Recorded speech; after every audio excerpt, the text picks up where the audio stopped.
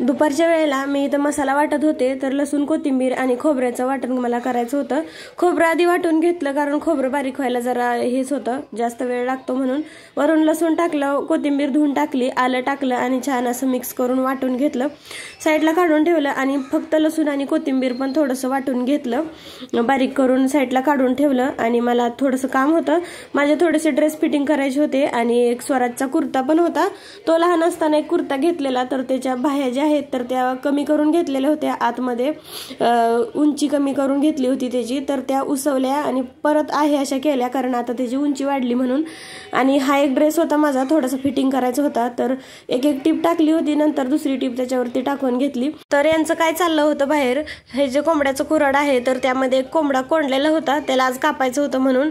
पण सकाळपासून ह्या दोघांचं त्याला त्रास द्यायचं काम चालू होतं, वडील घरी नव्हते म्हणून तोच कापायचा राहिलेला। संध्याकाळच्या वेळेला आईनं आणि भैयानं गावात जाऊन तो कापून आणला, नंतर घरी आणल्यावर स्वच्छ असं धुवून घेतलं आणि मग त्याचं पीस करायचं होतं इथं आम्हाला।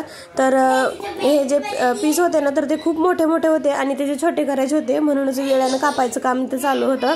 वेळानं जे आहे ना तर ते बारीकच होत नव्हतं। नंतर मग हा सत्तूर आहे, तर हा सत्तूर बनवून घेतलेला आहे, तर त्यानं खूप छान अगदी हाडापर्यंत कापलं जातं। तर त्यानं मग आईनं पीस केले आणि मग कापायला घेतले, ते कापायचं काम मी आईकडे दिलं। नंतर चहा वगैरे घेतला, चहा वगैरे केला, आईला साखर न टाकता चहा दिला कारण तिला शुगर आहे म्हणून, आणि नंतर मग साखर टाकून चहा केला।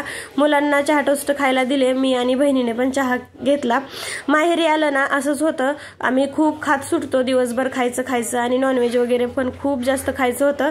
आणि 6 महिने वजन कंट्रोलमध्ये ठेवलेलं असतं, ते अगदी आठवड्यातच आमचं वाढतं आणि मग असं खाण्यापिण्यावर कंट्रोल नाही राहत माहेरी आल्यावर, म्हणूनच मला असं माहेरी जायला नको वाटतं। आणि गेलं की काय मग असंच असतं आमच्या माहेरी खाणं पिणं, त्यामुळं। आणि मग नंतर मग संध्याकाळच्या वेळेला हळद मीठ लावून ठेवलं होतं मॅरिनेट करायला, तर ते शेगडीवरती वाफवायला ठेवलं। वरून ती ज्या पाटीमध्ये मॅरिनेट केलेलं त्यातच मी पाणी ठेवलं, तर ते पाणी वगैरे आत टाकलं, छान शिजतंय तोपर्यंत म्हणलं की शेंगदाण्याचं कूट करूया, कारण आई थोडं सारखं शेंगदाण्याचं कूट करते। आईला म्हणलं मी एकदाच तुला भरपूर कूट करून देते, म्हणून मी शेंगदाणे भाजायला ठेवले। आणि नंतर मग कूट वगैरे केला, ती शूट नाही केलं।